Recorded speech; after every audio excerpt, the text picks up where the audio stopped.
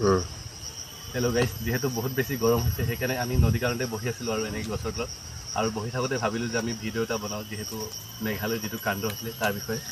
চ' আমি সকলোৱে জানো যে 22 এপ্ৰিল তাৰিখে পেহেলগামত যিটো এটেক হৈছিল, সেই এটেকটোৰ পিছত পেহেলগামত টুৰিষ্টৰ ক্ষেত্ৰত মানে বহুত বেছি প্ৰভাৱ পেলাব বুলি আমি ভাবিছিলোঁ আৰু সঁচাকৈও পেলাইছে।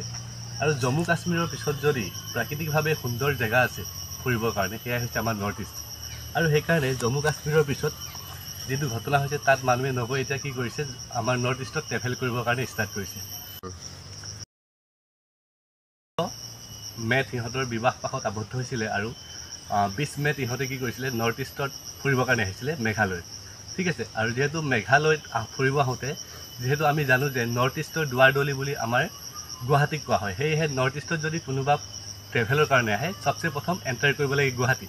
আৰু ইহঁতেও প্ৰথম এণ্টাৰ কৰি গুৱাহাটীত 1 নাইট ষ্টেণ্ড কৰে আৰু মা কামাখ্যাক দৰ্শন কৰে। তাৰ পাছদিনাই ইহঁতে মেঘালয়ৰ কাৰণে ওলাই গুচি যায়।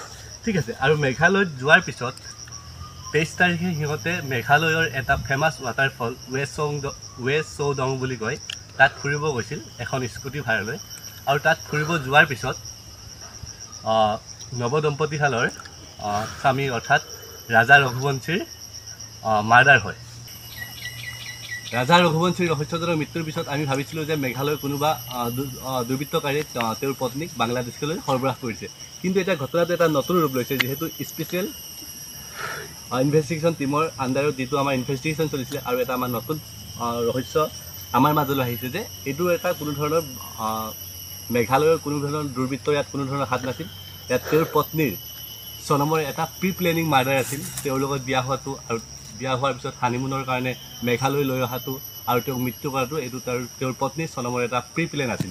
আৰু এই প্লেনটো কৰি কি হৈছিলে, সেইকাৰণে চনম কি হৈছিলে, কোনো ধৰণৰ নাপাত্তা হৈ আছিলে। আৰু অৱশেষত এতিয়া ইনভেষ্টিগেশ্যনৰ অৱশেষত এতিয়া কি কৰিছে, উপায় নাপায় চনমে কি কৰিছে, উত্তৰ প্ৰদেশৰ নন্দগঞ্জ থানাত কি কৰিছে, নিজে আত্মসমৰ্পণ কৰিছে। আৰু তেওঁ আত্মসমৰ্পণৰ পিছত এই কাহিনীত জড়িত থকা আৰু 3জন ব্যক্তিক এৰেষ্ট কৰে।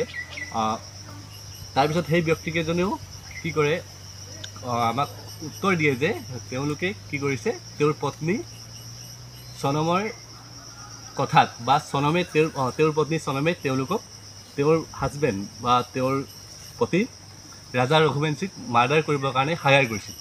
এতিয়া কথাটো হ'ল যে চনমে কি কৰিছিলে, তেওঁৰ লগত বিবাহ হৈছিলে এটা প্ৰি প্লেনিং কৰি, আৰু তেওঁৰ লগত প্ৰি প্লেনিং কৰি আমাৰ নৰ্থ ইষ্টৰ মেঘালয়ত ফুৰিব আহিছিলে।